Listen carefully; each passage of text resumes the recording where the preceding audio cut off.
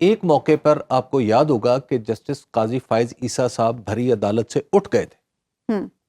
ایک موقع جب فوجی عدالتوں کا کیس تھا تو اس موقع پہ جسٹس قاضی فائز عیسیٰ اٹھ گئے تھے اور جو سینئر وکلاء تھے وہ باقاعدہ طور پر ریکویسٹ کرتے رہے کہ جسٹس قاضی فائز عیسیٰ صاحب آپ تشریف رکھیں. لیکن انہوں نے اٹھنا اور پھر ایسے جملے تو ایسے جملے کیا ایسے جملے پھر خطوں کی صورت میں آئے تھے اچھا اور فیصلوں میں لکھے گئے تھے. بلکہ جسٹس قاضی لیکن بات وہی ہے نا کہ وہ اختلاف رائے کاغذی حد تک نہیں بالکل نہیں تھا, سامنے تھا, سب کے سامنے تھا. جسٹس قاضی فائز عیسیٰ صاحب نے تو یہاں تک ہوا تھا کہ ایک بینچ میں جناب جسٹس قاضی فائز عیسیٰ شامل تھے اور اس وقت کے چیف جسٹس اس کی سربراہی کر رہے تھے. تو جسٹس قاضی فائز عیسیٰ نے کچھ کاغذات حکومت کے خلاف اور اس وقت حکومت عمران خان کی تھی خود پیش کیے تھے.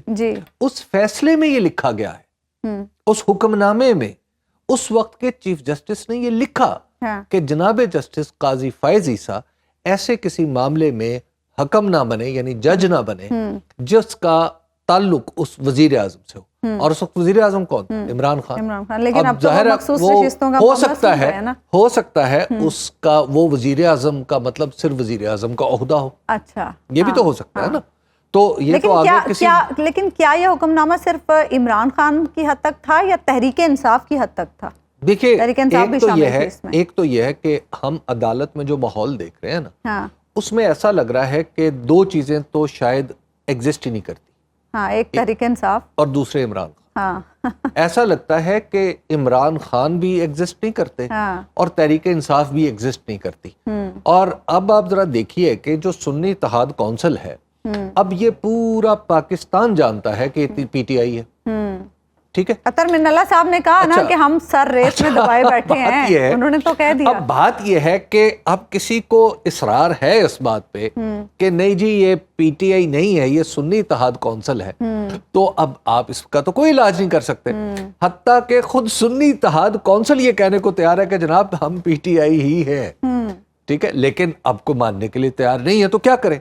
دیکھیے چلیں سنی اتحاد کونسل سمجھ کے نشستیں تو دے دیں نا. دیکھیے جب ہم یہ کہتے ہیں نا کہ یہ سنی اتحاد کونسل ہے یہ پی ٹی آئی نہیں ہے, ٹھیک ہے, تو اس فکرے کا جو تضاد ہے وہ اتنا بڑا ہے جتنا بڑا کیٹو پہاڑ. ٹھیک ہے نا, یہ اتنا ہی بڑا تضاد ہے. لیکن اب اگر کسی کو کیٹو پہاڑ نظر نہیں آتا تو آپ اس کا کوئی علاج کر سکتے ہیں. دیکھیں لاہور میں بیٹھ کے کیٹو نظر نہیں آتا, ٹھیک ہے نا, تو اسلام آباد میں بیٹھ کے پھر شاید کیٹو نظر نہیں آتا ہوگا. لیکن یہ جو پی ٹی آئی ہے نا یہ سب کو نظر آ رہی کہ یہ جو سنی دیکھیے اور 8 فروری کے بعد کچھ زیادہ ہی نظر آ رہی ہے. ہاں جی, تو جس اب مسئلہ تو یہ ہے کہ جس اب اس کا اگر انکار کر رہے ہیں حقیقت کا تو کر لیں. ٹھیک, تو آپ امکانی طور پر آپ عدیل سے بھی پوچھ رہے تھے, آپ کو کیا لگ رہا ہے تناسب کیا ہوگا فیصلے کا؟ دیکھیے اس میں فیصلے کے تناسب پہ بات نہیں, مجھے ان تمام ججز سے ان سے انصاف کی امید ہے بلکہ انصاف کا یقین ہے. اچھا, اور انصاف جو ہے اس کا تقاضا یہ ہے کہ وہ سنی اتحاد کونسل یا پی ٹی آئی جو بھی اس کو کہہ لیں, جو آپ کا حسن کرشمہ ساز چاہے وہ ان کو قرار دے لے, لیکن سیٹیں انہی کی جس کا جو حق ہے اسے ملنا. جی, جس کا جو حق. اس کی وجہ یہ ہے کہ اگر ہم نے یہ نہ کیا تو ہم دراصل عوام کے ووٹ کی توہین کر رہے ہیں. اچھا حبیب صاحب, کل آپ نے 3 صورتیں بتائی تھیں جی کہ یا تو یہ صورت ہو سکتی ہے یا یہ صورت ہو سکتی ہے یا یہ صورت, کوئی چوتھی صورت بھی ہو سکتی ہے؟ دیکھیے ایک آئیڈیل صورت ہو سکتی ہے اور باقی پریکٹیکل ہے. آئیڈیل صورتحال پتہ کیا ہے؟ آئیڈیل صورتحال یہ ہے کہ اس بلے کے فیصلے سے رجوع کیا جائے. ایسا ہو سکے گا؟ ہم دیکھ رہے ہیں جس طرح سے دفاع کیا جا رہا ہے اس فیصلے کا. آپ تصور کی دنیا میں تو کم از کم خود کو آزاد سمجھے نا. آپ بڑے خوش گمان ہیں حبیب صاحب. بھائی میں تو خوش گمان ہوں لیکن وہ الگ بات ہے, میرا ہمیشہ خوش گمانی کبھی خوش گمانی جو ہے نا وہ کبھی حقیقت کا روپ نہیں دھارتی, بالخصوص جب عدلیہ سے ہو.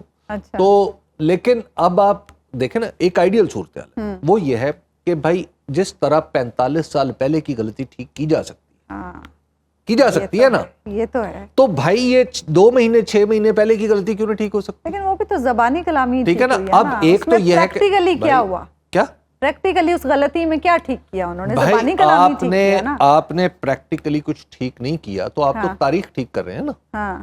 ٹھیک ہے, تو تاریخ کا حصہ میرا اور آپ کا اعمال نامہ بھی ہے. اچھا ٹھیک ہے, ہاں ٹھیک ہے نا.